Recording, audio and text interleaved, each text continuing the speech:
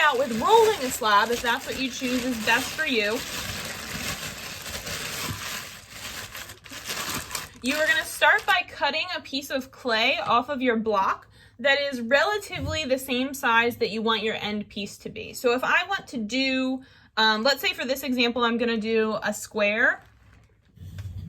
The piece that I cut off is also going to be a square, right? However, that square is considerably thicker than I want my slab to be. So once I got my piece cut off, I'm going to close my bag back up and set that off to the side. Okay. So what is a slab? I haven't even defined it. Some of you are probably like, what the heck are you making? A slab is a piece of clay that you've taken and compressed and flattened into a keyword into a uniform thickness. So I have a slab here that I did before class started, right? So I took a piece of clay, again, similarly thick to this piece, and I flattened it out into that nice uniform thickness. And that's what we're looking for when I talk about a slab. This one's going to be a square, however. The first step before you roll anything out is going to be to just pound that slab a little bit, and this is where I'm worried my camera is going to fall. So I'm going to take my fist, not my knuckles, but the flat part of my fist, and I'm just going to pound on the clay, rotating it as I do so.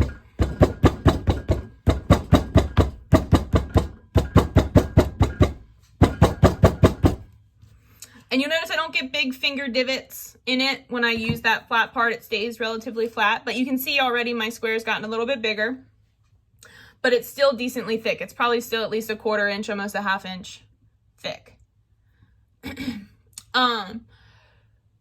You do this for a couple reasons. One of them is to, like I talked about, compress that clay together so it's going to be stronger. And another reason is to get it a little bit more uniform from what you cut off the block, because we're all people and it's not going to be perfect, right? So this is where you may or may not be able to do this. So I have an old tube. It's like something got shipped to me in a cardboard tube, and I rough cut it. There's a piece of paper in there. Well, I can say I rough cut the edge of it, and now I just use it as a rolling pin at home because I don't have a rolling pin. If you have a rolling pin that you're willing to use, like a baking, like one you would use for baking or whatever, you can use that.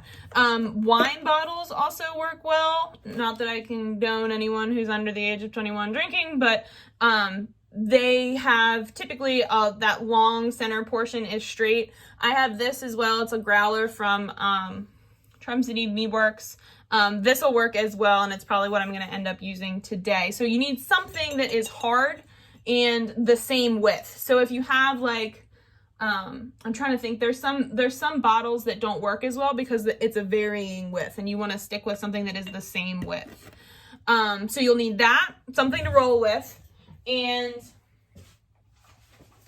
something to cover your clay. Now that something can be, newspaper is always my #1 choice, but if you have regular computer paper, you could use that.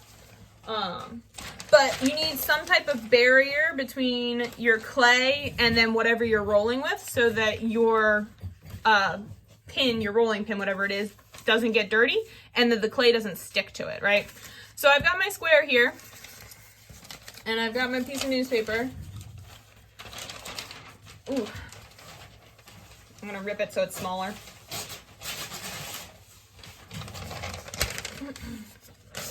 I'm going to lay that newspaper down, and then with my rolling pin, I'm going to start in the center of the clay. So I'm going to take the newspaper off just for a second. So my rolling pin is starting in the center of the clay. I'm not starting on the table and rolling up onto the clay. I'm starting smack dab in the center, right? And I'm going to stand up to do this. But what I'm going to do is press down and just roll back and forth in one direction. Notice that I'm never going off of my clay and onto the table, or off of the clay and back on, right? I'm only staying on the clay. And that'll keep your ends, the around portion, the edges of your slab, from getting too thin too quickly. So you can see that's kind of smoothed out a good bit, really nice and even. I'm going to pick it up. I'm going to rotate it. So it was this way. I'm rotating it this way. And I'm going to repeat that same process.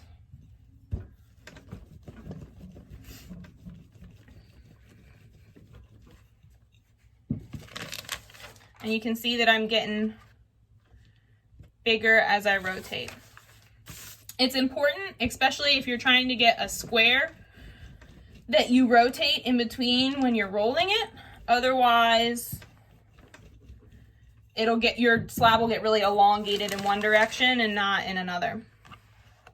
What you want to pay attention to is how thin you're getting here. Our aim, or our goal, is about like the thickness of your pinky. So if you take your pinky and you pinch it together, that space in between my thumb and my pointer finger is kind of the thickness that I'm going for.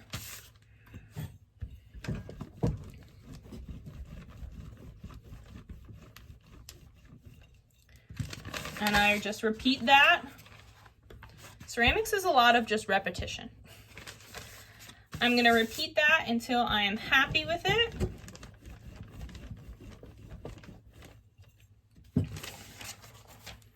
And remember, I'm going for consistency. So this side's a little bit thicker, so I'm going to concentrate on this side. Go ahead if you had a question. What was the thickness for the slab? Say it again. What was the thickness for the tile?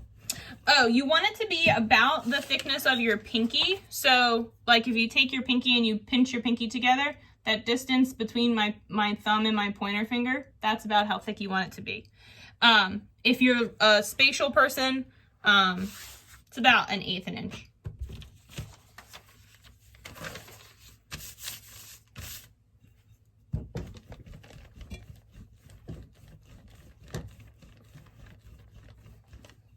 All right. So I think for the purposes of this demo, that's good.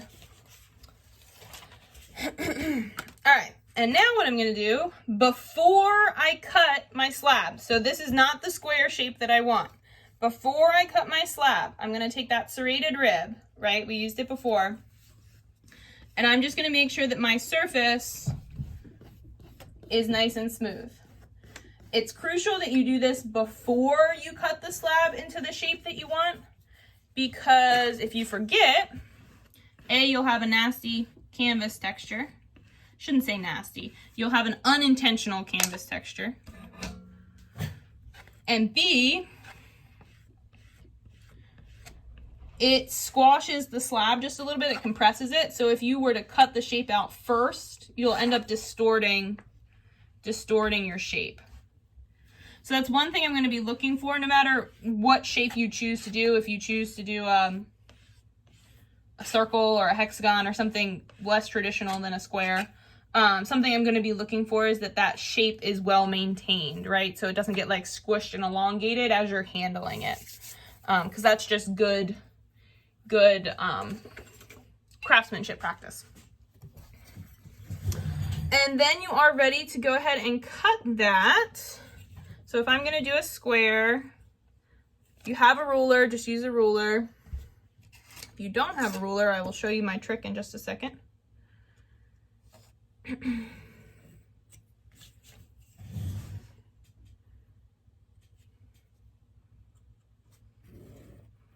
Okay, right? So those were two sides with a ruler. You get that.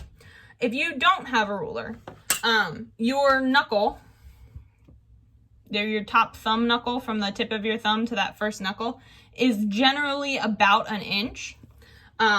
So if you don't have a ruler, right? So I need 4 inches up this side. What I'll do is I'll go 1, that's not my needle tool. Ready? 1, move, 2, 3, and then 4. So I know I'm going to go to about there. And it's going to have to be general if you don't have a ruler. And then, so I know I need to connect this line and this line. So to get a straight edge, if you can find something that, sorry, I wasn't prepared to do this part of the demo, so I'm looking for something as I speak. If you can find something that has a hard edge, like a hardback book or a piece of cardboard that you know is cut straight. I'm going to use the edge of my grade book here. And then just use that hard edge to be your straight line.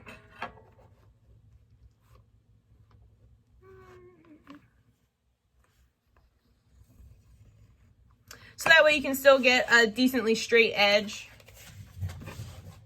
and you'll be about the right size. So again, I use my knuckles. My knuckle is my inch marker. And then I just use something that has a straight edge that'll hold its shape. So piece of heavier cardboard or edge of a book to keep that straight edge. I'm using my X-Acto knife to cut. I didn't put the X-Acto knife on the, oh no, I think I did put it on required this time. So you should have an X-Acto knife. If you don't, you can use your needle tool. It will just not give you as crisp a cut. And there you have it. You have your 4" by 4" square tile.